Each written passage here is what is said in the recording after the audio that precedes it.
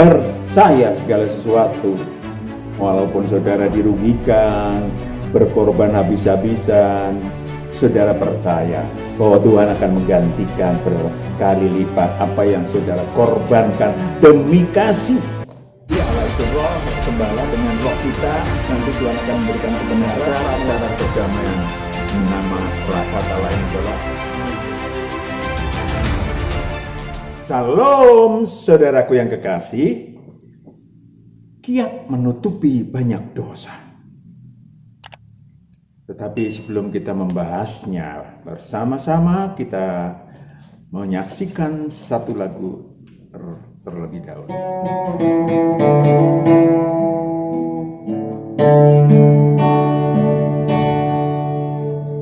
Kasih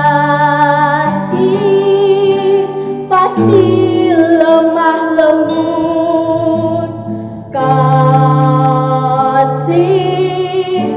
pasti memaafkan, kasih pasti murah hati, kasih-Mu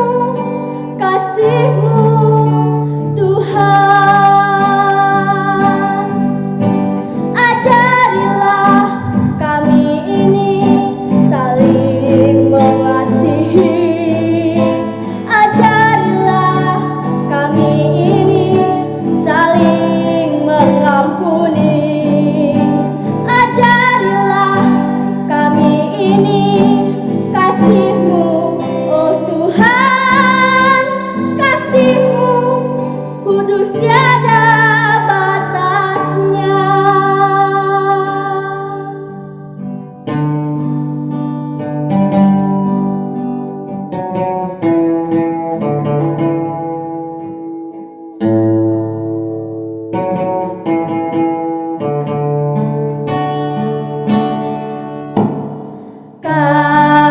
Kasih pasti lemah lembut, kasih pasti memaafkan, kasih pasti murah hati, kasih-Mu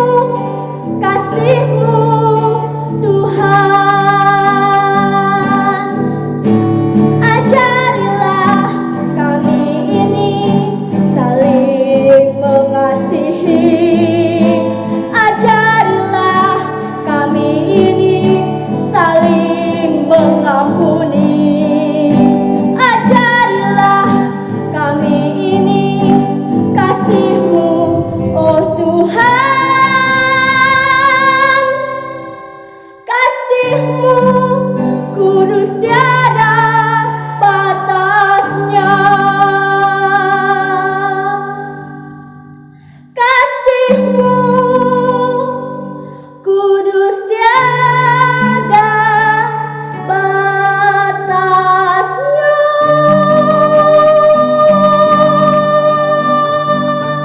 Kiat menutupi banyak dosa, tentu saja selain pertobatan. Saudaraku yang kekasih, benarkah ada kiat menutupi dosa selain pertobatan? Apa yang dimaksud tentunya? Mari kita fahami kebenarannya. Saudaraku yang kekasih, di dalam kehidupan sehari-hari belakangan ini banyak orang sadar atau tidak sadar menumpuk dosa.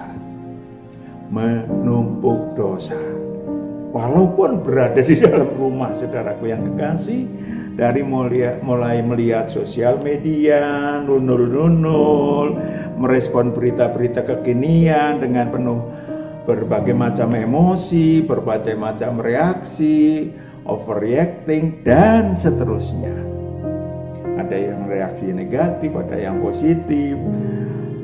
Saudaraku yang kekasih, kehidupan bertetangga juga walaupun jarang sekarang ngintip kiri kanan, tetapi kadang-kadang hanya karena kotoran anjing bisa ribut, ya, bisa malah dibunuh.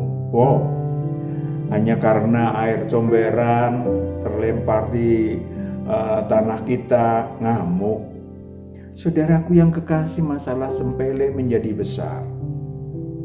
Sampai-sampai kata-kata yang beremosi ria di grup WA menyakiti hati yang satu, ya, dan yang lain, saudaraku yang kekasih, itu banyak terjadi. Bukankah itu menumpuk dosa?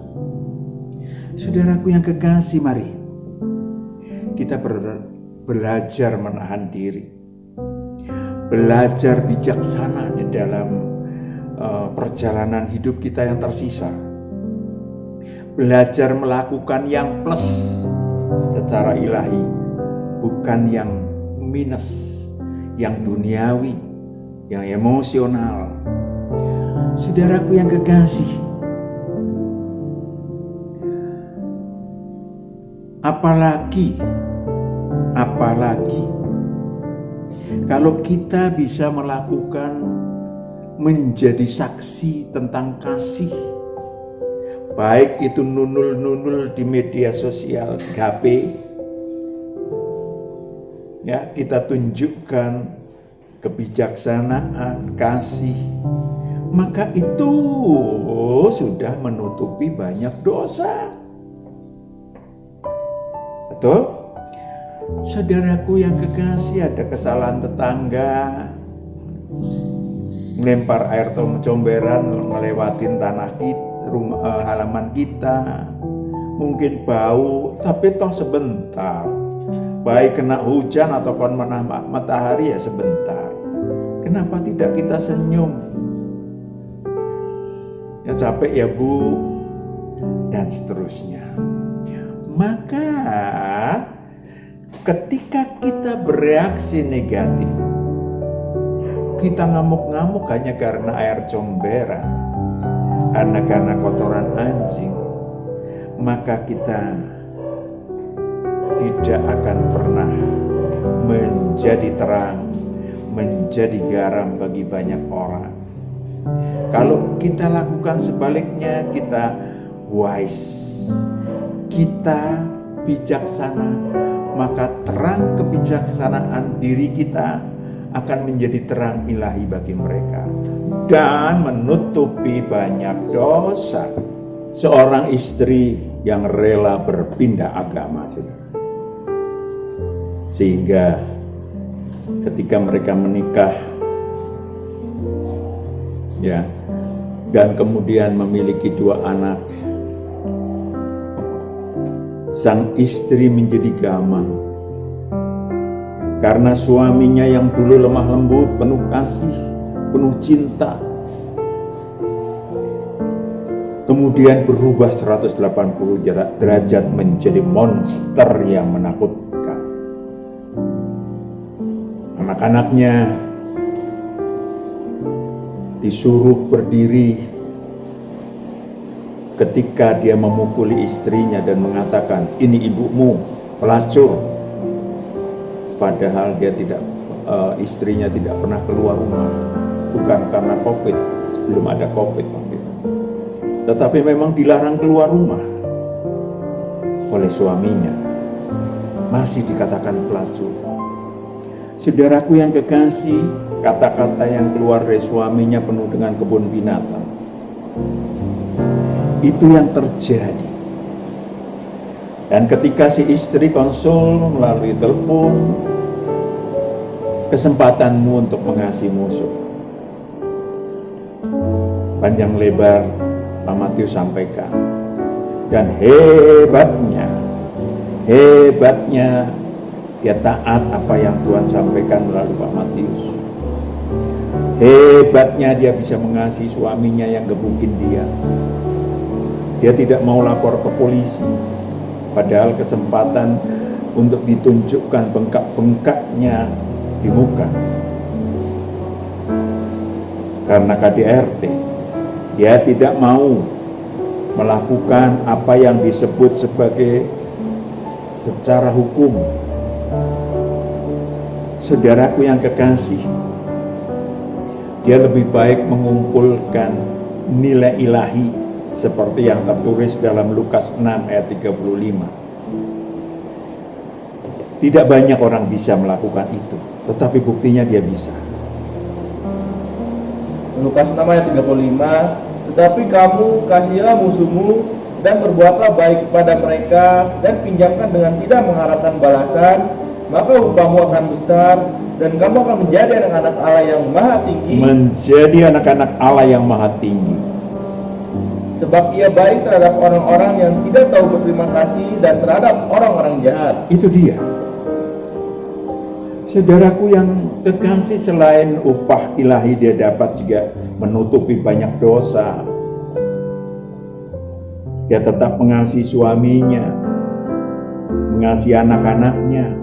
Bahkan ketika suatu hari beberapa tahun yang lalu suaminya mati dibunuh oleh suami dari selingkuhannya di Jawa Timur. Dia tetap menangisi sang suami, menangisi bapak anak-anaknya, saudara. Tetapi saudaraku yang kekasih, upah yang dia terima, penderitaan atas apa yang terjadi dalam rumah tangganya, boleh dihentikan Tuhan karena upahnya sudah cukup berlimpah bagi dia dan sudah cukup menutupi banyak dosa.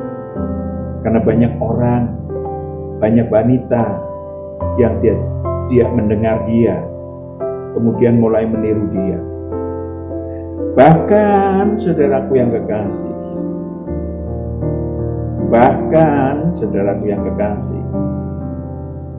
sang istri berduka lebih dari 1 minggu. Walaupun dia tahu ending dari suaminya, ending daripada orang yang menyiksanya sepanjang kehidupannya. Saudaraku yang kekasih, ada satu kasus lagi dari banyak kasus. Saudara mungkin tahu, karena kasus ini viral beberapa tahun yang lalu. Beberapa wartawan menanyakan kepada Bapak dan Ibu Suroto, saya kasih satu nama aja, Suroto, yang sudah setengah baya, yang anak gadisnya, anak satu-satunya dibunuh oleh bekas pacarnya dan pacarnya yang baru. Maksudnya bekas pacarnya itu yang laki-laki membunuh dia bersama pacar si laki-laki itu dengan sadisnya. Dan apakah Bapak Ibu dendam terhadap para pelaku? Saudaraku yang membunuh anak gadis Bapak, anak gadis Ibu, tanya wartawan kepada pasangan setengah baya tersebut di suatu pengadilan, di suatu hari. Tidak, nak, tidak. Kami sudah mengampuni. Kami sudah mengampuni mereka. Mereka tidak tahu apa yang mereka perbuat. Luar biasa. Kalau saya ingat, saya mau nangis. Bisa. Sementara orang yang viral membaca, mendengar, melihat beritanya, mendidih karena kesadisan anak-anak muda ini. Saudaraku yang kekasih, disaksikan banyak orang yang terpesona oleh kasih ilahi Pak Suroto dan Ibu, yang tulus tentunya. Saudaraku yang kekasih, mereka mampu untuk menjadi atau mengekspresikan kasih ilahi yang menutupi banyak dosa, yang melunturkan banyak emosi orang-orang yang, karena itu beritanya viral, orang-orang yang gemes melihat si pembunuh. Luar biasa. Kasih ilahi dan buah roh. 1 Petrus 4 ayat 8. Kasih ilahi dan buah roh. 1 Petrus 4 ayat 8. Tetapi yang terutama, kasihlah sungguh-sungguh seorang akan yang lain, sebab kasih menutupi banyak sekali dosa. Itu dia, kasih menutupi banyak sekali dosa. Oh, mudah dibaca, barusan dibaca dengan mudahnya oleh anak saya.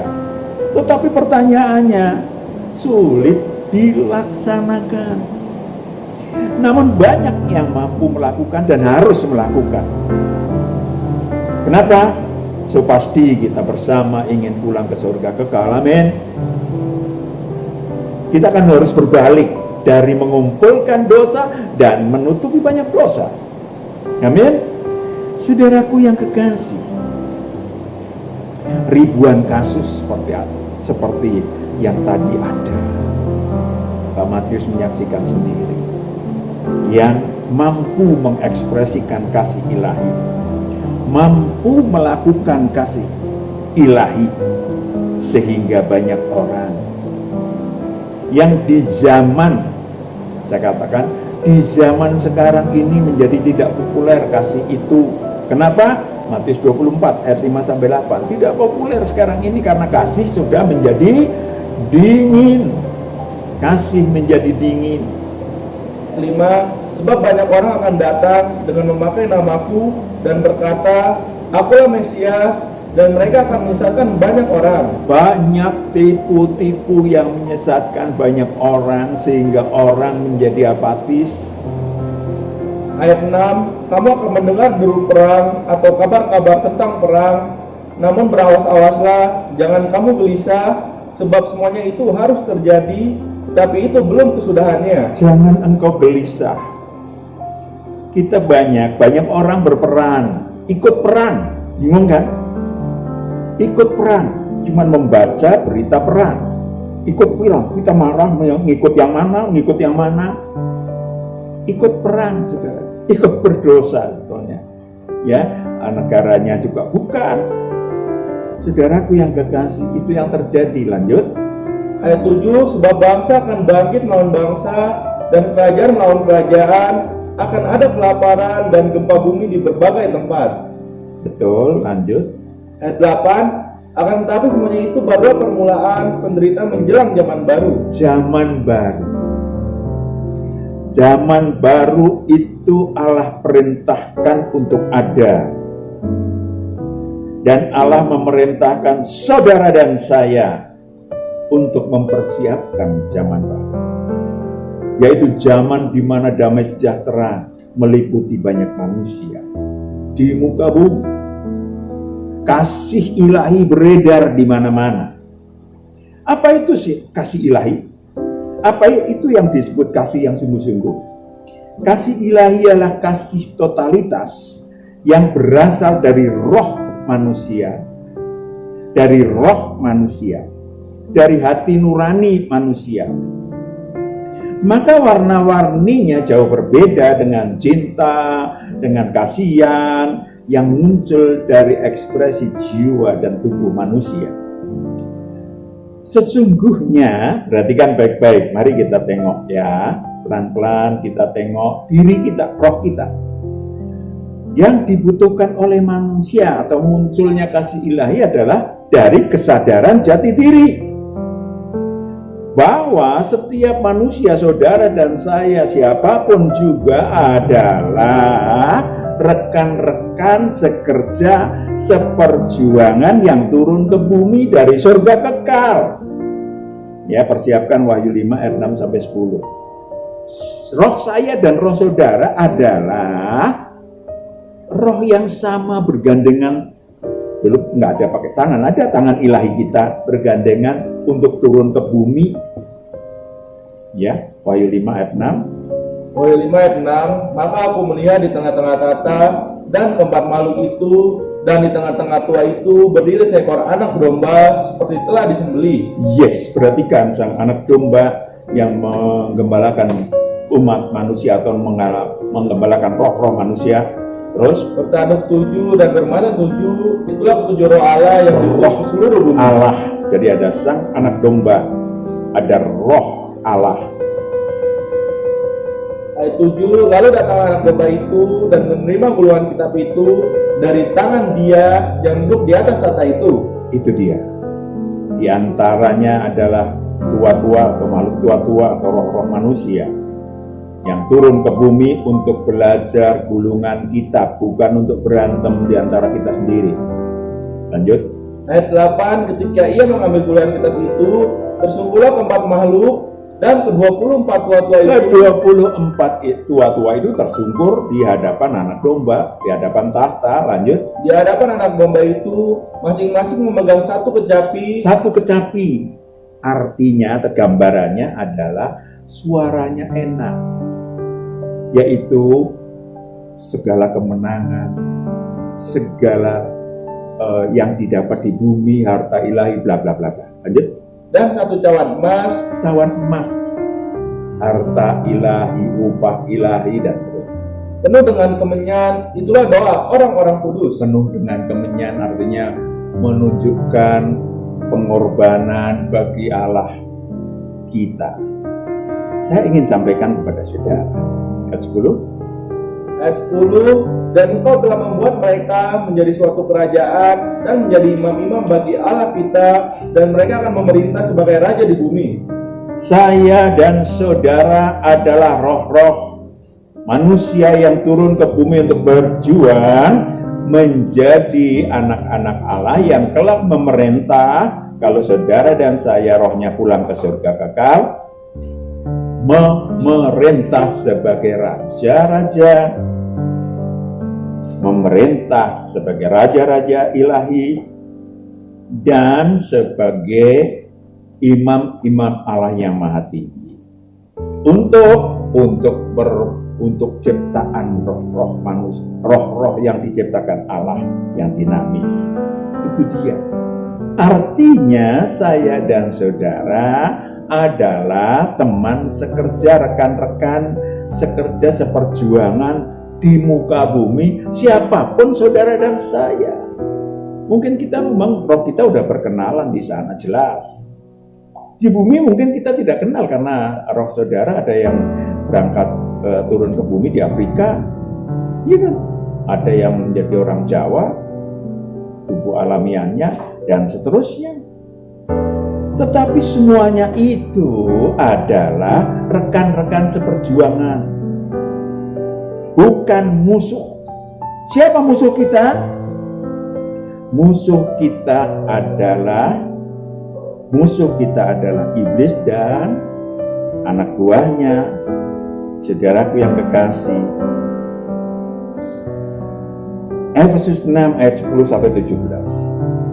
Mereka musuh kita. Jadi bukan antar manusia. Kalau antar manusia musuhnya, itu dikerjain oleh iblis supaya dipecah belah. Efesus 6 ayat 10, akhirnya hendaklah kamu kuat di dalam Tuhan, di dalam kekuatan kuasanya. Ayat 11, kenakanlah seluruh perlengkapan senjata Allah, supaya kamu dapat bertahan melawan tipu muslihat iblis. Tipu muslihat iblis itulah musuh kita. Lanjut. Ayat 12, karena perjuangan kita bukanlah melawan darah dan daging. Perjuangan kita bukan melawan darah dan daging, melawan manusia lain.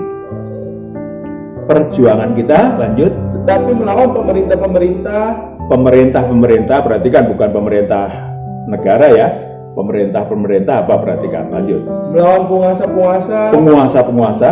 Melawan penghulu-penghulu dunia yang gelap ini. Itu dia. Mereka memiliki pemerintahan, saudara, sistem. Melawan roh-roh jahat di udara. Roh-roh jahat di udara. Jadi kasih ilahi itu apa? Identitasnya aja, saya pakai kata identitasnya. Kasih ilahi itu sabar. Sabar menanggung segala sesuatu, seperti ibu tadi menanggung digambarin suami. Atas aksi dan reaksi rekan-rekan manusia yang Anda kasihi.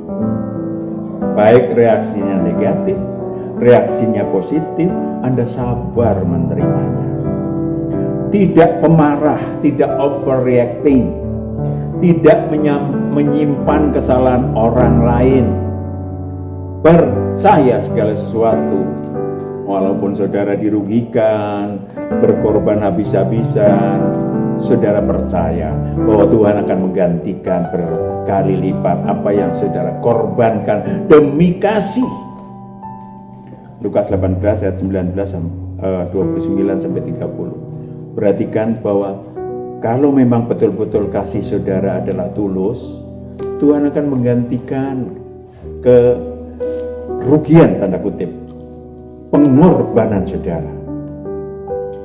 Lukas 18 ayat 29. Kata Yesus pada mereka, "Aku berkata kepadamu, sesungguhnya setiap orang yang karena kerajaan Allah meninggalkan rumahnya, istrinya atau saudaranya, orang tuanya atau anak-anaknya," ayat 30, "akan menerima kembali lipat ganda pada masa ini juga, dan pada zaman yang akan datang ia akan menerima hidup yang kekal." Bahkan yang dikorbankan yang sangat berharga dalam hidup saudara. Yang utama adalah tulus dan murah hati. Yang kedua adalah kasih itu tidak egosentris, tidak sombong. Kasih ilahi itu tidak mencari keuntungan diri sendiri, tidak diwarnai nafsu jasmaniah, nafsu duniawi, tidak melakukan yang tidak sopan, tidak sombong atas perbuatannya yang dilakukan demi kasih, tidak cemburu atas kesuksesan manusia lain. Strata nilai kasih ilahi sangat tinggi, saudara. Bahkan dibanding dengan iman, ya, dibanding dengan bahkan saudara bisa dipakai Tuhan menyembuhkan orang, lebih tinggi lagi dari itu. Dipakai Tuhan untuk bernubuat, lebih tinggi daripada itu. Karena saudara dipakai Tuhan nubuat, itu adalah tugas. Kalau kasih itu adalah ekspresi daripada roh saudara. Kasih ilahi selaras dengan buah-buah roh. Kasih, sukacita, damai sejahtera, kesabaran, kemurahan, kebaikan, kesetiaan, kelemah lembutan, penguasaan diri. Yes, penguasaan diri. Saudaraku yang kekasih, saya yakin kalau saya sampaikan sekali lagi, karena udah beberapa kali sampaikan, apakah saudara ingin menjadi milik Kristus? Karena dengan berbuat demikian, kasih ilahi dan berbuah roh tadi, sampaikan buah-buah roh, saudara akan menjadi milik Kristus. Apa fasilitasnya? Yohanes 17 ayat 9 sampai 10. Kesekian kalinya saya baca. Yaitu Yohanes 17 ayat 9, "Aku berdoa untuk mereka." Bukan untuk dunia aku berdoa, tetapi untuk mereka yang telah Engkau berikan kepadaku. Sang anak domba sendiri yang berdoa untuk saudara. Sebab mereka adalah milikmu. Ayat 10, "Dan segala milikku adalah milikmu, dan milikmu adalah milikku, Yes. dan aku telah dipermuliakan di dalam mereka." Kenapa? Karena Anda telah mempermuliakan anak domba dalam kehidupan saudara. Maka ayat 15, fasilitas yang ringan saja. Fasilitas yang ringan. Ayat 15, "Aku tidak meminta supaya Engkau mengambil mereka dari dunia, tetapi supaya Engkau melindungi mereka daripada yang jahat." Mungkin banyak orang pengen. Itu soal kecil sebetulnya, yaitu panjang umur dan terlindung dari yang jahat. Saudara ingin supaya mendapatkan nilai ilahi tinggi berlimpah. Saudara ingin supaya banyak orang tertutupi dosanya. Bersyukurlah jika Anda memiliki istri, mertua, ipar yang super cerewet. Sehari bisa 2000 kalimat. Ya, diamnya hanya pas tidur pun ngorok 6 desibel. Saudaraku yang kekasih, tetapi Anda tetap mengasihi dia. Kenapa? Karena bos Anda adalah sang anak domba. Anda dapat menuai panen ilahi di dalam rumah saudara. Saudara bisa, kalau bapak-bapak bisa mengasihi istri, mengasihi anak-anak, itu sudah merupakan panen ilahi. Sang istri juga demikian. Itu namanya panen upah ilahi. Maka produktivitas ilahi, perkawinan ilahi adalah perkawinan yang menghasilkan produktivitas ilahi, merupakan ladang di mana panen upah ilahi di dalamnya. Saudaraku yang kekasih, banyak orang rugi secara nilai ilahi karena salah mengantisipasi situasi dan kondisi dalam kehidupannya. Kenapa demikian? Karena di dalam dirinya masih memiliki karakter buruk, kenajisan, dan absintus, sehingga reaksi-reaksinya di dalam kehidupan, aksi-aksinya dalam kehidupan, aksi-aksi yang merugikan rohnya. Nah, jika Anda mampu mengasihi musuh, ayatnya saudara bisa baca sendiri. Dalam era kasih kebanyakan orang menjadi dingin yang kita baca tadi, karena banyak kedurhakaan, banyak pembunuhan, banyak perkosaan, banyak penipuan. Saudara, di makin hari makin banyak cara orang menipu. Maka saudara untuk menerima telepon yang nggak ada namanya, atau saudara akan ketakutan. Takut berempati pada orang, takut berempati lalu ditipu. Yang paling banyak adalah saling menghakimi, saling membenci, murtad. Bagaimana cita-cita ilahis kita tercapai? Mari Anda yang termasuk siap untuk menutupi banyak dosa dengan upah ilahi yang tinggi. Seperti Stefanus, nggak harus seperti Stefanus dilemparin lalu dia bilang ampuni mereka, nggak harus demikian. Tetapi saudara memulai dengan hari demi hari, baik dalam rumah tangga saudara, baik di dalam media sosial. Yang terakhir, mari berhikmat, bercerdik ilahi mumpung masih di bumi. Anda sudah berumah tangga? Jadikanlah rumah tangga itu rumah tangga ilahi yang berproduktif ilahi setiap saat, setiap hari. Ya.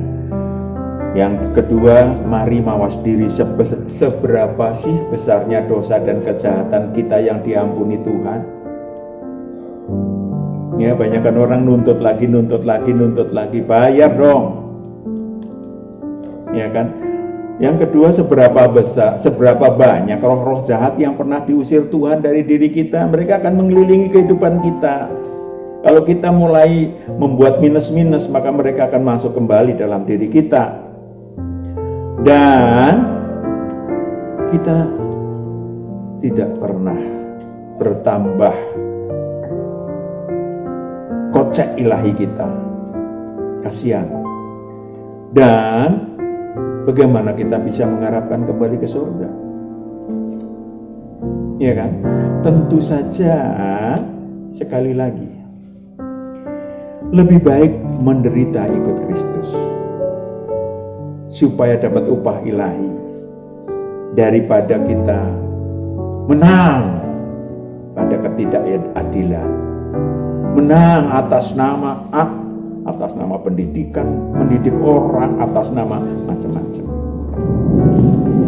Banyak manusia menghabiskan usianya untuk menambah dosa setiap hari dengan menghakimi manusia lain, tunjuk kiri, tunjuk kanan, bahkan dengan lidahnya. Sekarang tidak dengan lidahnya, dengan jarinya di HP. Dan mereka melakukan perbuatan daging. Tetapi sepasti Anda tidak mau membuang-buang waktu yang berharga untuk hidup kita. Amin. Yes, kita adalah manusia-manusia yang telah sadar manusia-manusia yang sadar jati diri, manusia-manusia yang sadar ilahi. Tunjukkan, buktikan di depan Sang Anak Domba dan di depan manusia sejak sekarang, supaya Anda memiliki panjang usia, kesehatan prima, damai sejahtera menyertai saudara dan saya. Kita berdoa. Bapa di surga, terima kasih bahwa hari ini Engkau yang berkata-kata dan berkalimat untuk anak-anak-Mu yang Engkau kasihi, sehingga anak-anak-Mu menjadi sadar, yang memiliki roh